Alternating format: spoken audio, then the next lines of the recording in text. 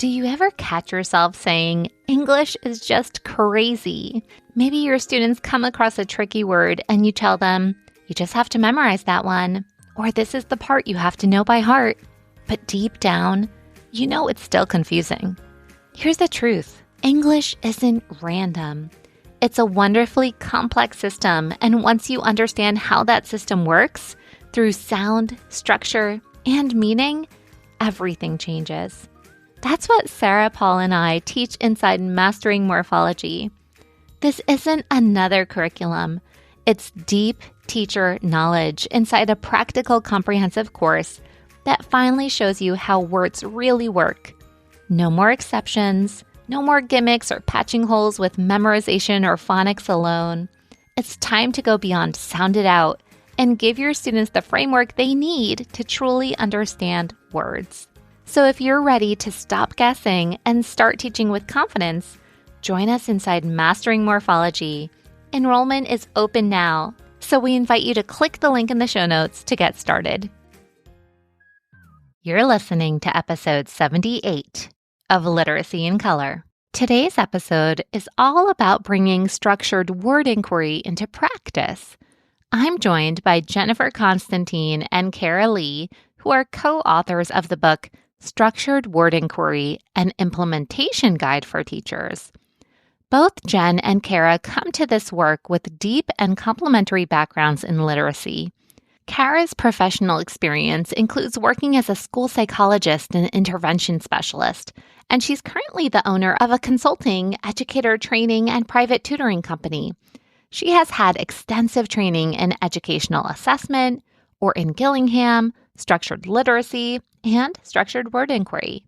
Kara has a doctorate in reading science and is an instructor of certified academic language practitioners. Jennifer is a structured literacy dyslexia interventionist who spent years exploring different approaches to teaching reading and spelling before discovering SWI, while finally feeling like a full picture of English made sense. In this conversation, we zoom in on what educators are often most curious about: what SWI actually looks like in practice.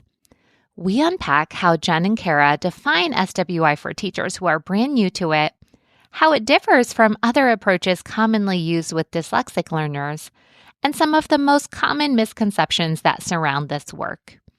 We also dig into the 4 guiding questions at the heart of structured word inquiry and explore how morphology, etymology, and phonology work together as an integrated system rather than in isolation.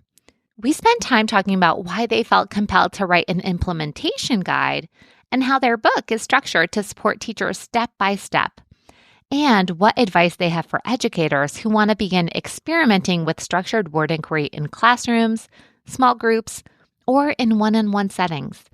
And of course, we wrap up with a little word nerd fun because once you start noticing base elements and their relatives, it's hard not to be amazed. So if you've ever been intrigued behind the framework of a structured word inquiry and are wondering how to translate it into real instructional decisions, this episode is for you. Welcome to the Literacy in Color podcast. I'm your host, Michelle Sullivan, a science of reading advocate with over a decade of experience as a reading interventionist and literacy coach. I'm passionate about making evidence-based instruction both effective and engaging. If you're interested in captivating our learners on reading fluently and understanding language, or as I like to call it, keeping it colorful, then you've found the right place. Each week, we'll explore intriguing lit bits and practical strategies around the science of reading and structured literacy to help you be colorful and teach colorfully. Are you ready to bring literacy to life? Let's color outside the lines and make an impact together. Welcome back to another episode of Literacy in Color. And today I'm thrilled to be diving into one of my all-time favorite topics, and that would be the English spelling system. And today we have 2 really incredible educators with us who have truly become leaders in helping teachers make sense of how this system actually works. So today we're joined by Jennifer Constantine and Kara B, and they're co-authors of Structured Word Inquiry, an Implementation Guide for Teachers. So, if you've ever wondered what SWI even is in the first place, or how to bring it to life in your instruction, or maybe even how to support students, especially those with dyslexia, understand the meaningful structure behind words, you're going to be really excited to hear from these two lovely humans that we have here today. So, first of all, welcome to the show, Jennifer and Kara. I'm so happy to have you here today. Thank you so much. Thank you for having us. Thank you, Michelle. Great to be here. Let's start off by having a brief introduction into your world and the things that you do. And you both have a really rich background in education and quite a resume behind your name. So, what led you to structured word inquiry in the first place? And how did all of your past experience and training shape the way that you understood SWI when it finally fell into your lap? Yeah, that's such a good question because this was a long time coming. I think that as teachers, we always want to learn more so that we're providing the best possible instruction for our students. And I've spent my career as a literacy specialist, both in public schools and private practice. And throughout that time, I've had so many resources available to me. But I was always frustrated to not be able to do enough for those students who really needed me the most. I was always leaving somebody behind, it felt like. And literacy is a social justice issue. And I just wanted to do more. I do have to say, when I first encountered SWI, I wasn't really ready for understanding what I was seeing. But over time, the path really became more clear. And I had some really fantastic teachers that came along to lead the way. And the rest is history. And I've just never looked back. Thank you for that great question. So I started my career as a school psychologist, actually is how I kind of entered education. But after a few years of that, I found myself wanting to work more directly with students. So I actually went back to school and earned my special education certification, and I started teaching. And so, like Jen, I was always looking to learn more and was fortunate actually to get the opportunity to participate in 3 years of intensive training in Orton-Gillingham. And I will be forever grateful for what I learned. But I was never comfortable and kind of became sort of dissatisfied with the way that the writing system was presented in terms of sort of these supposed rules that often then had long lists of exceptions. It was only when I encountered SWI, the SWI framework, that I started to understand not only how the writing system actually works, but also then how to teach it. And that, of course, did not happen overnight. That is continuing to unfold in my practice and over many, many years. And as Jen said, been fortunate enough to then learn from so many other people and work with colleagues like her. But now that I know more about how the writing system works, and I learn more every day in my work with students and conversations with educators and people like you, Michelle. So it's great. I love that. And it's funny that you say that you're learning every day because it's so true. And so often we can think about the list of phonics rules and you learn them and you're done with them. And once you've learned them, then that's fine. But with a lens of word inquiry and digging into the histories of words and seeing word relatives, there's new learning happening every day. It's not that you just take one training and you're done. You have all this knowledge. I get together with friends and we study words regularly and are learning as literate adults. So I think that's part of the beauty of being knee deep in this work. There's an entry point for everyone, and you can have a very primary understanding, but there is potential to keep going and going. So true. So true. So, for educators who are brand new to this work, how would you define structured word inquiry in the simplest, clearest way? So, structured word inquiry helps students learn to read and spell really by examining the interrelationship of morphology, etymology, and phonology at its simplest form. SWI can best, I think, be thought of as a framework for teaching the English writing system. The structured part of structured word inquiry means that the approach is not random or incidental. And the inquiry means that teachers and students will be investigating the writing system using a scientific approach. And that really fosters a comprehensive and really deep understanding both for students and for teachers. Yeah. And I think in this whole science of reading landscape, the word inquiry can feel like a big scary word because it's like, oh no, is this discovery learning? And poof, this knowledge is just going to somehow get into people's brains. But there's real intentionality behind it. And using inquiry when students do have funds of knowledge to pull from is part of the science of learning, too. And so when we have, like you said, this framework of looking at words through this special way, It's not a free for all. yeah, it's not a free for all. Right. Exactly. Right. It's not unplanned. We spend a lot of time planning our lessons, right? And what we're going to do. We do plenty of explicit instruction for sure, but we also are available and open to wonder. I wonder why that word is spelled that way, right? SWI is the framework for leading that investigation. How would we go about answering that question? Yeah. And so then with your vast background in Orton-Gillingham and phonics and all of those experiences, how would you contrast SWI to different approaches out there, especially the common approaches used for students with dyslexia? Sure. Great question. I'd say SWI is the only approach I've seen in which the three aspects of a word's identity, meaning the spelling, the pronunciation, and the meaning, are explicitly and systematically explored from the beginning and in an integrated way. Many approaches rely heavily or exclusively on the pronunciation spelling connection, right? Which is, of course, important, but they rely on that as the foundation for teaching students how to read and spell.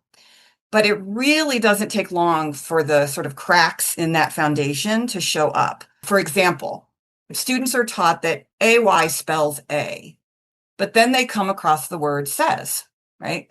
Which again isn't going to have that AY saying A, right? So many approaches would then call says an exception, right? Or some other word they'll use for that.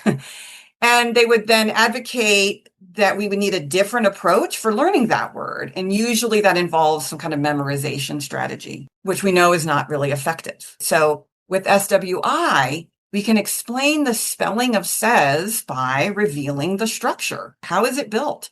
Well, it has a base, S-A-Y, and a suffix S. This high frequency word that even young kids already understand the meaning of and are eager to use it in their own writing. Now we've explained the spelling in a way that honestly allows them to remember it, in my experience, much better than any other memorization kind of strategy would have. Agreed. And while phonics and SWI both provide or can provide explicit instruction in letter sound or grapheme phoneme correspondences, SWI also teaches how those correspondences are constrained by other factors in the writing system. Unfortunately, like Kara said, phonics instruction is often asking kids to do a lot of memorizing, and asking dyslexic kids in particular to memorize is an inherently flawed approach. It's really going directly into their weakness. So SWI, on the other hand, centers morphology as the kind of organizing concept of word structure, focusing on meaning, etymology, and phonology. And as Kara said, we don't call words exceptions. Instead, we seek to explain unexpected spellings. And it does need to be said, though, that SWI isn't just good for teaching dyslexic students. This is an understanding that everyone will benefit from. You've heard the phrase, nerves that fire together, wire together. We think it makes sense to activate all the parts of a word's identity in the brain, its meaning, spelling, and pronunciation, to really aid in that orthographic mapping that kids need. Yeah, I'm so glad you said that, because oftentimes when we think about this concept of orthographic mapping, a lot of people will think of that sound symbol connection and how that's important, and then meaning maybe is an afterthought to solidify. But this is really taking this meaning-based approach first and looking at the word's entire identity. And I think it's really important to have that lens across our language and not just save word structure for something that comes later in life, but from the foundation. And Kara, you gave a perfect example with says, and then, gosh, we open up a door when we have lay, laid, lays, and pay, paid, pays. And we see the same structure repeating throughout our language. It's just there was a pronunciation shift, but the spelling is what's intact, and the spelling is what's consistent. And it doesn't matter who's doing the talking, what dialect you're in, and all the different variations that can come along with speech. But we do have a rhyme and reason to seeing that form.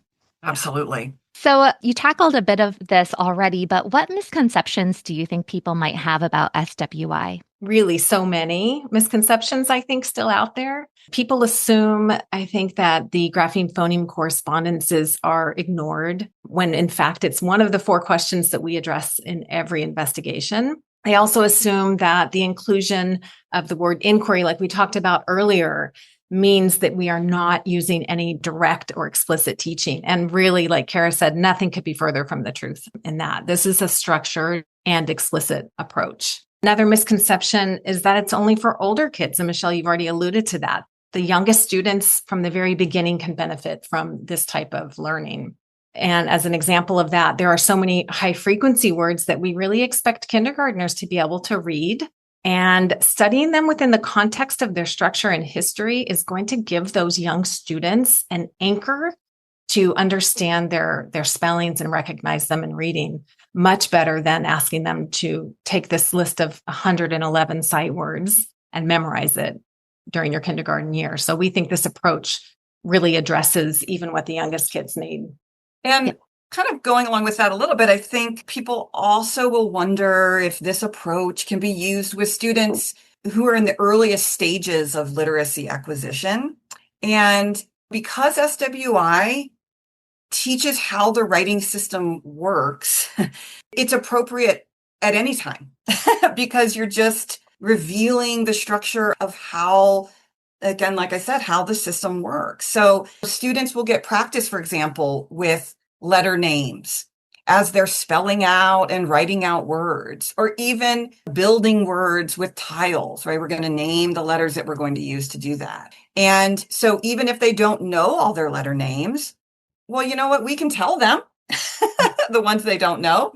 And then again, they'll get a lot of practice with just exposure after exposure with doing that as they build words during the investigations. They're also going to be learning, though, about particular word or base, but also being able to, again, be revealing how the system works as a whole. And we're going to keep seeing these same concepts come up over and over again. And to be clear, we're not suggesting that you should only use SWI to teach kids the alphabet or something, but it's not a prerequisite or requirement that they know their letter names, for example, in advance in doing this work. Yeah, and I can even think from an oral language perspective of how much wordplay you can do with language with children who are not conventionally reading yet and noticing relationships between words. And that's how we start to build morphological awareness because they already have morphological knowledge. They're already using morphemes in their speech in fun and interesting ways and making up the most wonderful,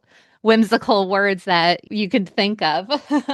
Oh, absolutely. You're right. Yeah, absolutely. And we are truly building on that foundation of that great oral language that they come to this work with. And you're right. They already have this sense of, how do I express that there's more than one of something, right? Even they're not consciously thinking that. They know, I have 2 dogs at home, right? They understand this. So we're just building off of really what they already bring to the table, which is a lot of rich knowledge about the oral language. Yeah. And I think one of the fears is people think that, oh gosh, I don't know how the spelling system works. How am I supposed to know the story of all of these words in the world and translate that in a developmentally appropriate way to students? And really, we can start really small. It doesn't mean that you have to say to a 5-year-old, like, this comes from the Latin, blah, blah, blah, and go into these deep history lessons all the time. But it's noticing and naming that those tricky parts in our language are not necessarily irregular. There is a rhyme and reason, and let's be really smart and know the reason why. A lot of the words that students are learning in that K-2 setting will have a very transparent phoneme to grapheme relationship. But for the words that aren't, let's have the tools and a framework to approach those so that they're not just deemed as irregular. Yeah, absolutely. That story aspect is so important. Kids remember stories, right? Or just having told the story, you can, oh, remember that story we said about this word. And that, in my experience, helps anchor that spelling much better than any sort of other approach like memorization or even calling it an exception. How's the kid supposed to remember what the exception words are even, right? So makes the learning much more rich. And if you as the teacher don't know the story, that's fine. That's an opportunity to say to your students, let's figure this out together. Let's consult some resources or ask somebody. And you don't have to know everything. I certainly don't know everything. I'm learning every single day more about the system. That's one of the things you talk about in your book, and having a wonder wall. And when things come up, and either perhaps you don't have the time to address it in that moment, or you don't have the background knowledge to address it in that moment, you can put it up on your wonder wall. That's exactly right. Exactly right. Yep. So you talked about the 4 questions that are behind SWI. Maybe we can take a moment to address each one and why they're central to this framework. Sure. Yeah, you're right. 4 questions are central. I've found that when I stick to the questions as my kind of guiding framework, I can be sure that we're exploring and learning in the most robust way. Rather than a prescriptive approach, the 4 questions helps us to be observers of the system, lets us describe what's actually happening, what we're seeing, and learning from that. And even though investigations can vary and they don't look the same, maybe from week to week or student to student or class to class, sticking to the framework helps us stay on track. It might help to look at an example.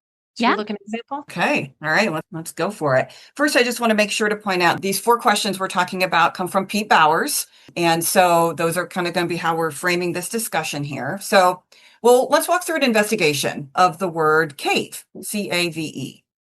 Our first question is always going to center around meaning, right? So we might state that as, what does the word mean?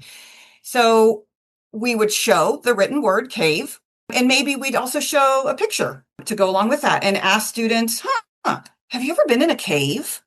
Or, what makes a cave a cave?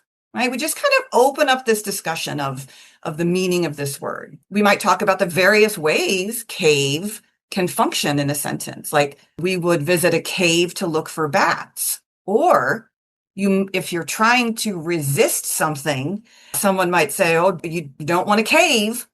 Right. So English is just full of this multiple sort of meanings and usages, even of any given word. So it's really fun to explore that. And you know what? That might be where your investigation stops for the day. This might be this introduction to this concept of this new investigation we're going to do with cave. And you might then continue on in the next day or the next session, which I'll let Jen take it from there. Whenever you pick it back up, or maybe you're continuing on as you would be if you're in a one-on-one tutoring session, we're going to look at questions 2 and 3, which are intertwined. How is the word built and what are some relatives? So if students are new to this, we might just tell them CAVE is simple base all on its own, and it doesn't have any affixes attached to it. And if we look it up in Edym Online, we will see through its history that it comes from the Latin root cavus. I think that's pronounced cavus. It's got this great orthographic denotation of hollow. And the orthographic denotation is that little kernel of meaning that we can see throughout all of the words that come from this same root. So from here, we might gather more words in the family. There's a lot of ways to do this as the teacher. You might go to a word searcher. You might look for connected words in Edym Online. You might, as the teacher, just present them to the students.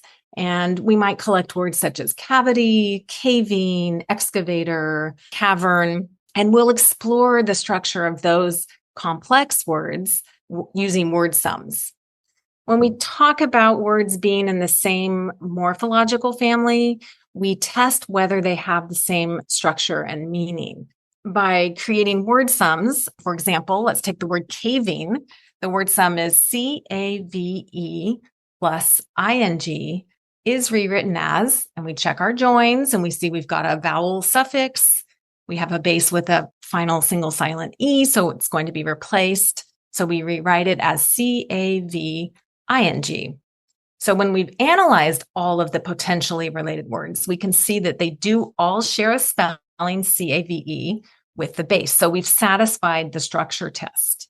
The next step would be to confirm that they do share the historical root, in this case, that they all derive from the Latin cavus. And we can do this by looking at Etym Online. There are kid-friendly etymological dictionaries you can have in the classroom. And we can discuss with kids how each of these words connects to that sense of hollow. For example, what does an excavator do? You can think of it as making like a hollow hole in the ground. Maybe we talk about the word concave, which wasn't on our original list. When I connected the sense of hollow to concave, I never had to wonder again which was which between concave and convex, which always tripped me up. So whichever words then we decided to explore in the family, we could then represent in a matrix, which is another great tool for learning. This lesson obviously also provided an opportunity to practice the single final E suffixing convention, as you heard in that analysis of caving. And then we would go on to question 4. All right. So review, we had, what does it mean? Question 1, right? And then we looked at questions 2 and 3. How is it built? And what are its relatives? And now question 4. How are the graphemes functioning in your word? So we would show the words cavity, excavator, and caving, for example, and we might ask the students to say them out loud and pay attention to what the A is doing. What is it spelling in that base, CAVE? Okay, so in cavity, the A is spelling ah.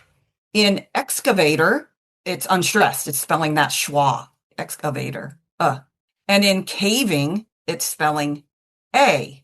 So this exploration of the sort of jobs of the grapheme, in this case, the grapheme A in these words, this is a great example of what it means to ask, how are the graphemes functioning? And here we're seeing this very common pronunciation shift within a word family. So we're going to notice this again and again throughout the writing system, especially as we're adding prefixes and suffixes to words. This is just what happens to their pronunciation. The A in the base, CAVE, can represent all 3 of those phonemes. It is allowed to do that. It's not that one of them is the regular thing to do and the others are irregular. This is a key, important feature of our writing system, that graphemes can flexibly represent different phonemes. And isn't it great that that's the case? Because if we spelled those phonemes for those words by the quote unquote expected or regular way to do it, wouldn't we lose that meaningful, the identity that's carried in the way that it is spelled, the CAVE, right?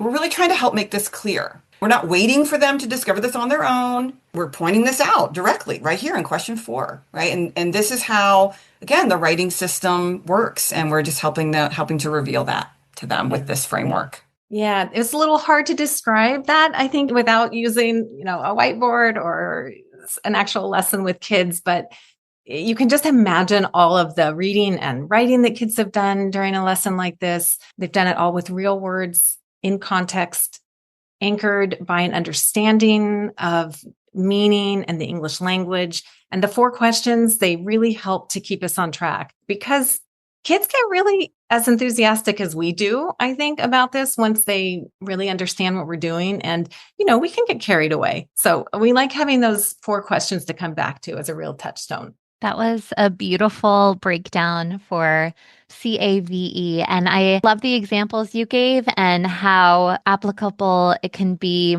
for even our youngest learners. Like, a lot of kids will know what an excavator is just by watching some shows. Like Blippi now has songs about excavators, and they're familiar with these words. And I think oftentimes we think about primary land and we're afraid to throw big words out there when it comes to reading and spelling work, we think big words are for vocabulary, but really it needs to be this integration of the system where we don't have to put words in boxes either. And I love the example that you gave with concave as well, because I was thinking of that as soon as you said it. I was like, oh, the concave part of the spoon is the part that goes in. And for kids to have that understanding and see the connection, I think is really powerful because it'll start popping up in so many different arenas, and not even in that one lesson, but later down the road when they have a bit of this investigation, and then one day another word will pop up and they'll think, I wonder if these words are related as well. And it just, again, solidifies orthographic mapping. You have that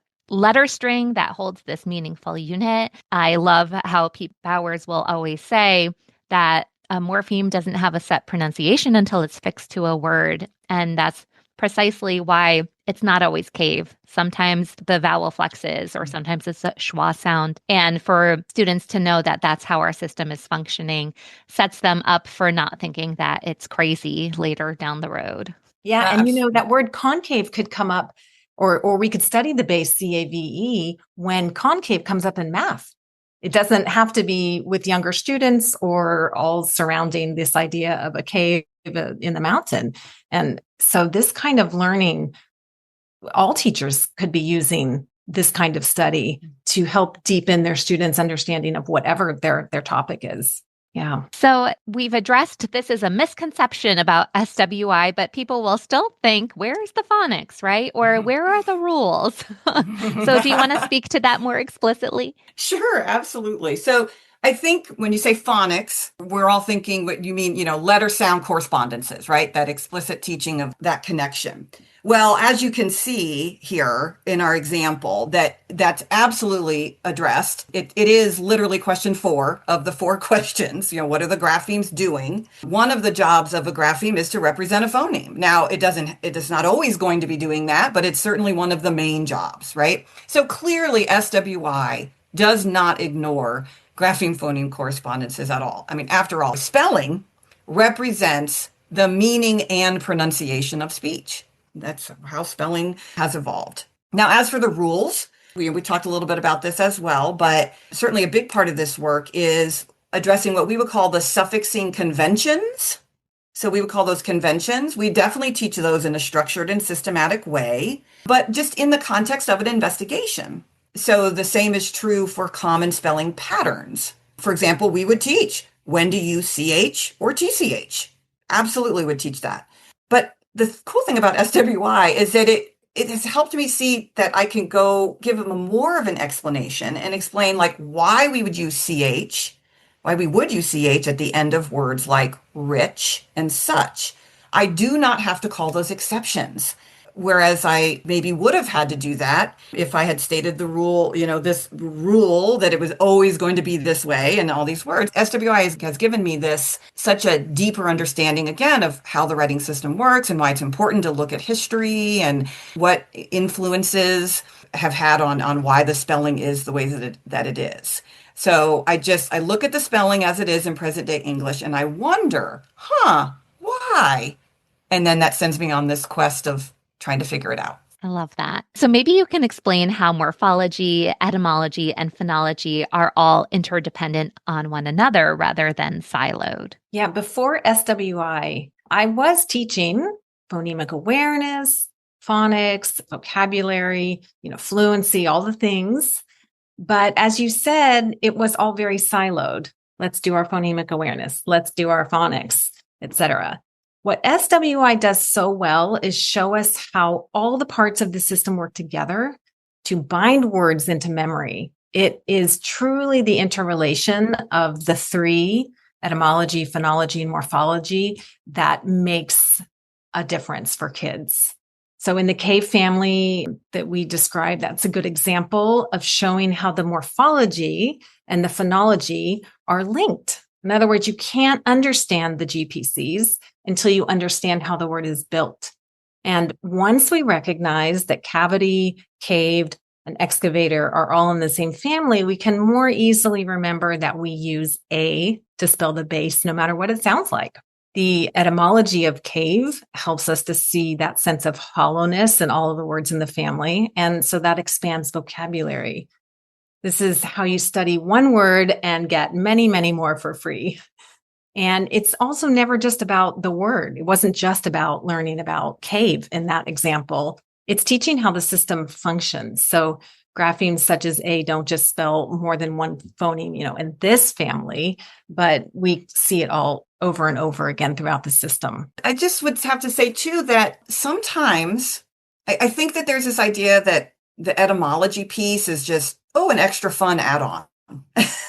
Right? But it's not. It's definitely is not. And sometimes etymology is the best way for our brains to understand a spelling, right? So another example would be like, how else are you going to explain the W in two, right? Meaning two of something, right? We see that, kids often have this sense or idea that there's a W in there somewhere. But then they'll put it they'll spell TOW, right? Because they kind of know it's there, but they don't know why. But once they hear the story and look at some of the etymological relatives like twin and twice, which they understand the meaning of those words. Even the candy bar, Twix, right? That's always a fun lesson when you let them, look at it. Why is it called a Twix, right? And then they get the reward of being able to eat it when they're done. Now, I bet they're not going to forget that it's TWO, because they know that Twix is TWIX, right? And twin is TWIN. So that's just one example where, the etymology, it is the reason, right, for that spelling. And so when we integrate our teaching like this, kids not only remember it better, but they really actively participate in it. And they enjoy the learning so much more than in any other way that we've ever taught it. Certainly if I just were to say to them, oh, that word's an exception, you just have to memorize it, right? That's kind of dissatisfying. Yeah. And I love how you spoke more at depth about etymology, because we can think about morphology is across languages. Every language has morphemes. Every language has these meaningful parts. And I'm 100% Polish. And so now when I think about certain words, I'm like, oh my goodness, you could break this down into blank plus blank. But even something transparent like Spanish, you have the word pesca for fish, and then a pescador is a fisherman, and a pescaria is a fish shop. And you see these transparent morphemes across the language, but it's a little simpler because the phonology is more transparent, whereas English has so many borrowed elements from, we have Latin and we have Greek and Old English and all of these different layers, which makes the English spelling a little trickier. But when we can tap into that history aspect, like you said, it doesn't matter that our language is a little more opaque because there still is a reason behind it. It's just we have to dig into a different lens. We can't just look at things through phonology alone. Absolutely. So I'm so excited to be chatting with you, especially because you've co-authored a book called Structured Word Inquiry, an Implementation Guide for Teachers. What led you to that co-authoring journey together? Thank you for asking. SWI is different from all the other literacy programs in that it isn't actually a program. It doesn't come from a box or with a manual. And we've really come to appreciate that, but it makes it hard starting out for teachers. It makes it really difficult. Teachers are already stretched for time. So we wrote this book to pull together in a step-by-step way lessons that will help teachers cement their own growing knowledge of the writing system and the tools that SWI uses while also teaching it in their classrooms. It's not meant to be comprehensive. And as you could hear from us today, we will never stop learning more about how our language works. But we do hope that it removes some of the barriers for diving in. And that's why we wrote it. Amazing. Well, it is such a helpful resource. And like you said, SWI is a framework. There's no scope and sequence. There's no pacing. There's no this. It's all of the things that teachers are not used to. So I think your book makes things really practical to see what can this actually look like in practice, and giving teachers us an entry point into getting started with this work. So maybe you want to take a minute to share how your book is structured and what it entails inside. Absolutely. So we broke it down into 12 lessons, and each lesson comes with a little bit of teacher practice or kind of teacher background knowledge first. And then it provides a framework for working with students. So also each lesson builds on the one before. So that at first you're learning about word sums, right? This is one of the main tools that we rely on in this work. And we're just working with simple bases. But by the end, you will have worked with matrices, etym-online, bound bases, homophones, all those kinds of things. So they're meant to build on one another. So for example, lesson 1 is structured around the free base, PLAY. The teacher prep part includes practice, learning how to announce word sums. And we have in this case, a linked document to help guide you with that. That's another kind of aspect of our book, is that there's a lot of great stuff out there and we help you to kind of find it. So there's a lot of links you can go to. Students will learn the difference between simple words and complex words, how to write a word sum, and all that within the context of studying the word played, which is complex, of course, because its structure is a base, PLAY, and the suffix ed. So that's a little overview of how the lessons work. So helpful. And I love how you give teachers so many nuggets of insight about the tools that SWI uses, because even something as it seems simple, a word sum is so simple, but there is a special way to announce it. And teachers who might not have the background in word inquiry at all, they might start pronouncing the morphemes like replaying is rewritten as replaying. And so having those opportunities to see how do we announce this word sum when it's straightforward, or if there's a suffixing convention to take into consideration, I think that's all really helpful language for teachers to internalize.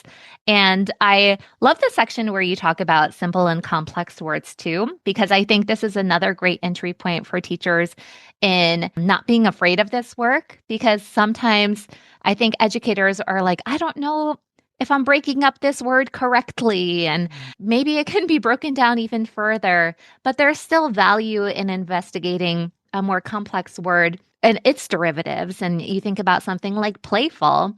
You can have playful and it still leads to playfully and playfulness. That's a simple example, playful. But there's other examples I'm thinking like elect. Maybe they don't know that it's LECT and they want to explore the whole word election. And there's room for that in SWI. It's not to say you did it wrong or everything has to be the smallest potential part that it possibly can be in every single lesson. Yeah, no, you're absolutely right. We would just avoid calling something like elect the base, just call it a word, or we might even explain to kids, well, this could be analyzed further, but we don't need to today. I'll give you an example. This happened with me last week. I was looking at the word happy with a student, which can be analyzed further down to the bound base, now bound base, HAP. There was no reason for that student to even know that. It wasn't what we were working on. It wasn't what we were doing. And so I called it a word. I said, I don't think I even said that it could be analyzed further. I was just careful not to call it a base. But we don't have to analyze and we don't have to know. I still have questions about if I'm analyzing a word correctly or not. So we're just open about that with our students. It's helpful. Yeah, and there's value. I like to call it a STEM. I call it, I probably read that from Peep Hour somewhere too. Nope, you're absolutely right. A STEM.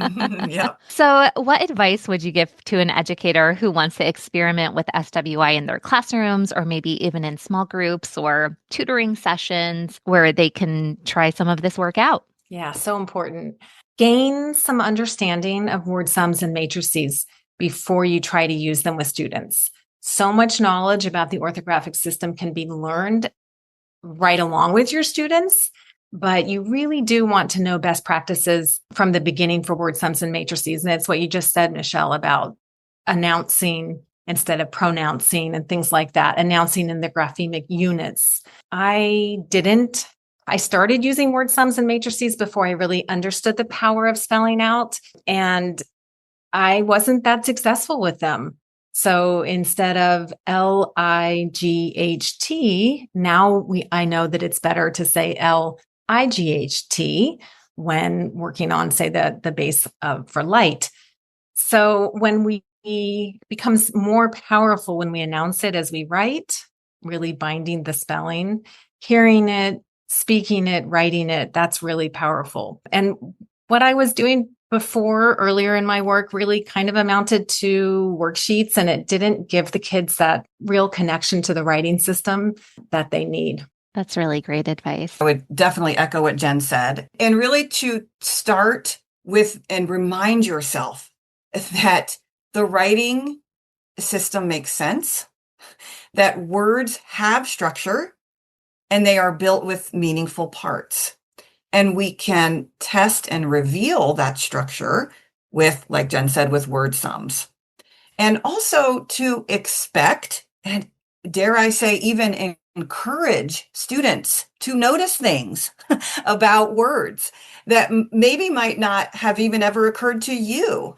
Honestly, some of the best learning I have done in this work is because I have worked with students who have noticed things that I never noticed, because I am a good reader and speller. And don't be afraid to say, oh, gosh, I don't know. But hey, you know what? I'm sure we can find out, because there is going to be a story there, and there's going to be a reason for why we just noticed that thing in that word. And I just love the fact that I never have to say that a word is an exception, or that it's being tricky, or that it's, sure, some of these things are pretty complex. I'll give you that. It's pretty complicated. Like you said, Michelle, we got lots of layers, going on here in this language, but that's what makes it rich and interesting as well. So I might say something like, oh, that's interesting what you just found. Huh.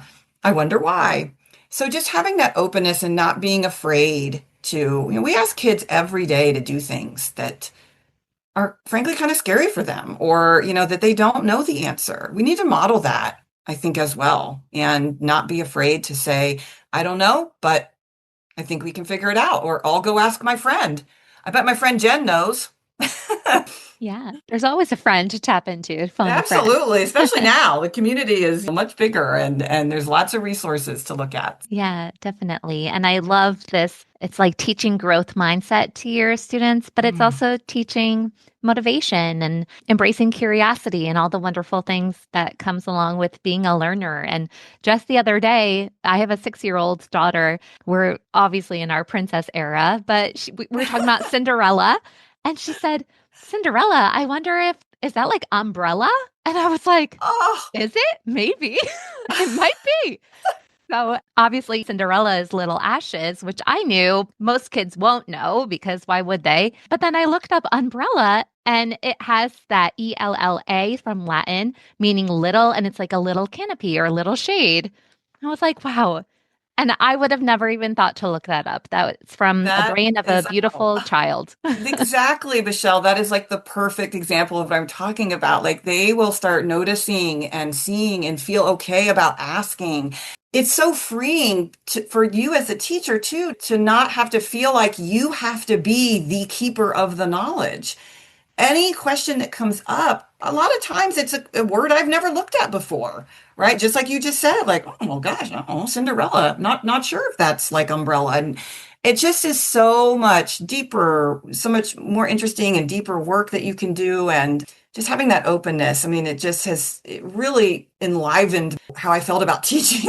For teachers are just like, asked to do so many things. And this just really brought a new sense of excitement, honestly, to what I was doing. Yeah, definitely. And on that note, for the educators listening to this episode, what's one thing that you want them to remember? And just thinking about SWI and perhaps a new lens, or any hopes that perhaps you have for listeners after listening. I really want teachers to know that English isn't crazy. It's really complex, like you and Kara both said, but it is understandable. Our students deserve instruction that honors their intelligence, their curiosity, and creativity. And SWI really delivers that in spades. Learning shouldn't be boring. And this is a really fun and exciting way to learn. And really, what you and your students will learn will really blow your mind and keep you coming back for more. It's the most creative and most fun I've ever had teaching in this work. So special. And I would say that I want listeners to understand and know that SWI is for everyone. Kind of harkens back to what you said at the very beginning, Michelle, that there is an entry point for everyone, really. And when I say everyone, I don't just mean every student, which I do, regardless of age or ability or really any other learning label that we might use for kids, right? It's for them. And it's for every teacher, because teachers come with labels too, right? I'm a preschool teacher, I'm a chemistry teacher, or I teach students with dyslexia, et cetera, et cetera.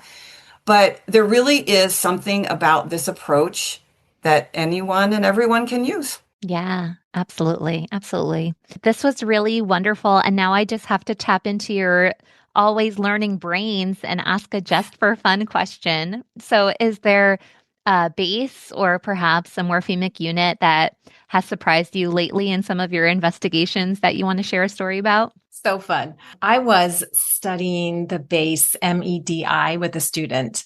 This family includes words like medial and medieval. I think we were looking at it through a math lens for the word median. And along the way, question 3, we discovered that the word mediocre is also related. But because we confirm morphological relationships by consulting a resource such as etymonline.com, that's what we did. And the word mediocre is composed of 2 base elements, MEDI and OCRE, which we didn't know and hadn't had experience with yet. And what we found that although the connotation of mediocre, that definition that we use today, is like moderate or inferior, kind of middling, the literal meaning is halfway up a mountain. Oh, cool. And it became quite a joke with this student between us. How was your weekend? It was halfway up a mountain. What did you think of that movie? It was halfway up a mountain. We had that went on for a long time. We had a lot of fun with that. That is so funny. Yeah. So one of my students recently for class was reading a passage about Muhammad Ali, and he suffered from Parkinson's. And in that passage, the author described it as an insidious disease. And my student had some difficulty reading the word insidious. So I told her the word and then asked her in the context of what was going on in the passage, what she thought it meant. And she said, like harmful or serious, which I'm like, yeah, okay, good. So we took that opportunity to finish that passage and then later came back and we analyzed the structure, and we found 2 affixes that we had previously studied together, the prefix in and the suffix ous, but we discovered the base. In this case, we found out a bound base, SIDE, and that it carried an orthographic denotation of sit, SIT, which I had never looked at this word or really thought about it. I mean, I knew kind of what insidious meant myself, but this SIDE base with that denotation of sit was new to me because I'd never investigated this word or this family before. And so we went back to our word insidious and we thought about, how does that main idea of sit, how's that showing up in that word? And so we found that Parkinson's is an insidious disease because it causes harm by sitting in the body and gradually spreading. And so looking at the larger family, we found out it's actually related to words like reside and president and residual. We were able to track and notice that connection to that denotation of sit within those words. And it happened to be the first bound base that I tackled with this particular student. And so, as with every investigation, she and I both learned something new from it. As we've been saying this whole time, there's always something new to be learned for you and your students.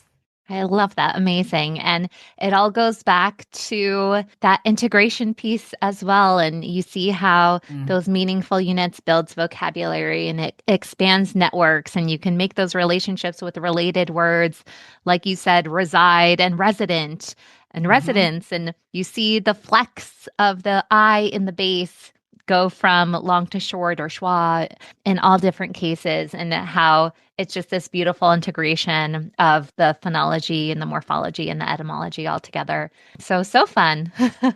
Before we wrap up, is there anything that you're working on, either individually or together, that you want to share? And maybe perhaps for listeners who are really excited about this conversation, where can they connect with you further and learn more about your book? Sure. So we are both working with students in private practice because that feels really important to our continuing growth and knowledge about teaching. Together, we're working on some companion lessons to accompany our book. And we don't know what form those will take yet as far as how they might be available. The book itself is available on Amazon. We offer workshops for teachers and tutors and partner with schools to provide professional development. And you can learn more about all of that from our website, swiliteracy.org. Wonderful. We'll be sure to link all of that in the show notes. So again, Jennifer and Kara, this has been a true honor and a pleasure. And maybe we'll just have to keep the cameras rolling for another hour and chat words, but we'll call it a day for today. Thank you so much, Michelle, for having us. What a fun conversation. Yeah, thank you so much, Michelle. So fun to talk to you. And thank you so much for the work that you're doing and getting the word out with teachers. Thank you so much for tuning into Literacy in Color. I hope today's episode left you feeling both inspired and equipped with something new to add to your teaching toolkit. If you're enjoying this podcast, it would truly mean so much to me if you'd leave a 5-star review. It helps other educators find the show and join our colorful community. And don't forget to hit the follow or subscribe button so you never miss an episode. For more tips, tools, and resources, be sure to check out the links in the show notes at michelleandthecolorfulclassroom.com. Thanks again for listening, and I'll catch you next week. Until then, be colorful and teach colorfully.